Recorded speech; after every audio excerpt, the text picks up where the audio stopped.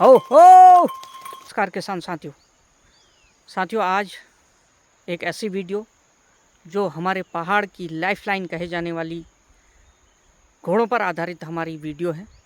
खासकर हमारे पहाड़ पर अभी जो रोडें हैं, रोड हर खेत तक जाना संभव नहीं है क्योंकि उसमें काफ़ी चुनौतियां होती हैं। पहाड़ पर जो है ढालू नुमा खेत होते हैं। हमारे पहाड़ के घोड़े या खच्चर जो भी हैं, इनके सहारे हम लोग मुख्य मार्ग तक अपनी सब्जियों को पहुंचाते हैं, जिससे जो है हमारी सब्जियां बाज़ार तक जाती हैं।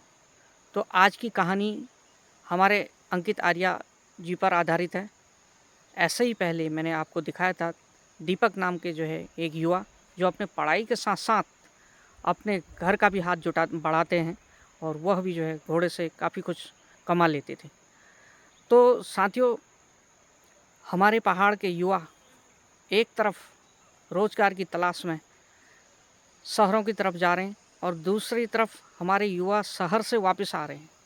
उन्हीं में से हमारे अंकित आर्या जी हैं, जो बताते हैं कि वो काम की तलाश में बाहर गए थे, लेकिन बाहर से वह संतुष्ट नहीं हो पाए और उन्होंने घर पर आकर ही 2 घोड़ों से अपना काम चालू करा।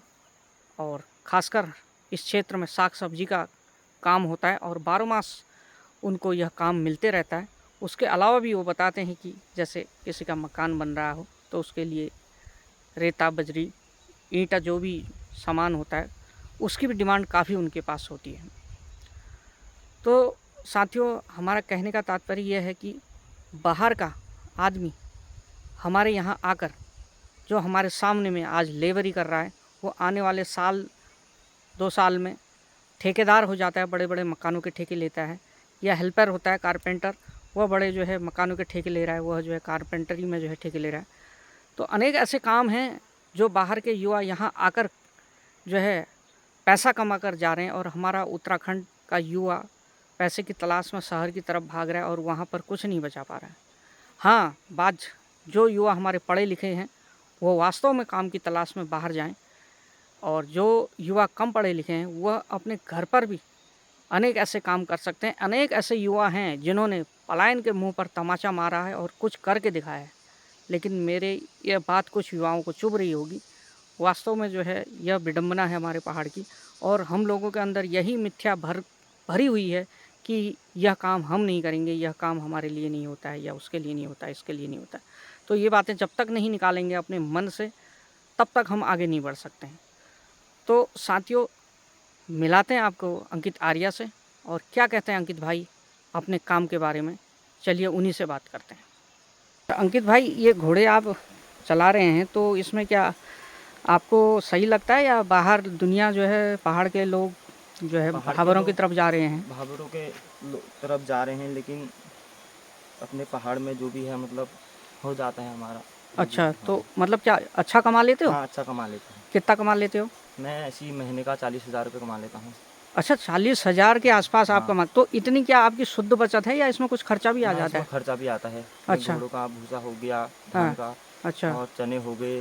अच्छा, चना और हाँ धान का भूसा जो है घोड़ों को देते हो खुराक में? हाँ, अच्छा, महीने का ऐसे ही 20,000 रुपये बच जाता है। हम बहुत लोग बढ़िया। खर्चा अच्छा, लगा के। 20,000 के आसपास आप बचा लेते हो। हम्म, तो ये तो बाहर जो हमारे पहाड़ के युवा गए हैं वो तो शायद इतना नहीं बचा पाते हैं। 20,000 उनकी तनख्वाह होती है, तो वो हाँ। जो है मुश्किल से मुझे लग रहा है 2-3 हज़ार रुपये बचा पाते होंगे, हाँ। क्योंकि किराया खर्चा दुनिया भर का होता है। हम्म। तो आपने पढ़ाई वगैरह नहीं करी या पढ़ाई घोड़े का हो ही काम करा? पढ़ाई होगी। अच्छा, पढ़ाई हो गई। हाँ, पढ़ाई होगी। अच्छा, हमारे पहाड़ के जो युवा बाहर जा रहे हैं, जो कम पढ़े लिखे हैं, चलो पढ़े लिखे की तो मजबूरी है, उसको बाहर जाना है पैसे के लिए, लेकिन जो युवा कम पढ़ा लिखा है तो उसके बारे में आप क्या कहेंगे? मतलब उसके बारे में यही कहना चाहूँगा कि अपने पहाड़ में काम करो। अच्छा, अपने पहाड़ में शुद्ध पानी है, शुद्ध भोजन मिल जाता है। बिल्कुल, ये तो सत्य बात है। चलिए चलिए अंकित भाई, आपका धन्यवाद बहुत बहुत।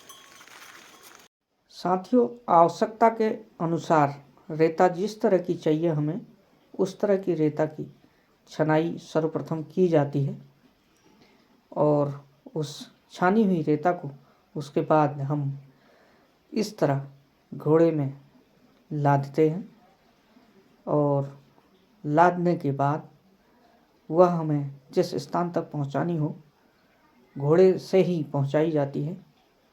तो यह प्रक्रिया यहाँ पर चालू हो चुकी है और घोड़े से देख रहे होंगे आप किस तरह जो है अंकित भाई जो है ले जा रहे हैं रेता को, और ले जाने के बाद यह फिर दोबारा वापस आ रहे हैं। तो यह प्रक्रिया निरंतर इसी तरह चलते रहती है और बीच में विश्राम की अवस्था में घोड़ा इस तरह जो है अपना जो है चारा खाते हुए, और उसके बाद फिर यहाँ पे कार्य प्रगति पे। तो साथियों, रेता के अलावा ईंट हो, सीमेंट हो, इसी तरह ढोया जाता है।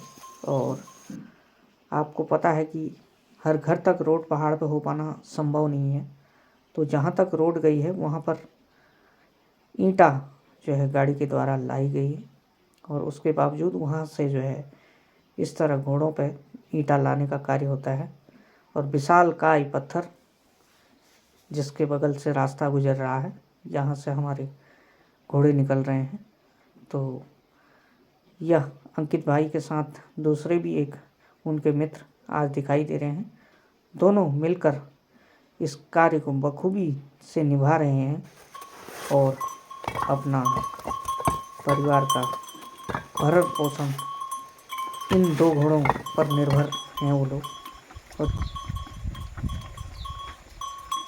साथियों, ये थी एक छोटी सी वीडियो जो अंकित भाई पे आधारित थी और किस तरह वह आत्मनिर्भर होकर अपना परिवार का भरण पोषण कर रहे हैं और साथ में अपने मित्र को भी जो है इस कार्य में लगाए हुए हैं। तो पहाड़ के अनेक ऐसे युवा हैं जिन्होंने कुछ कर दिखाया है। तो ऐसी ही खबरों को देखने के लिए आप जुड़े रहिए हमारे YouTube चैनल किसान पहाड़ वाले पर। आप सभी मित्रों का धन्यवाद।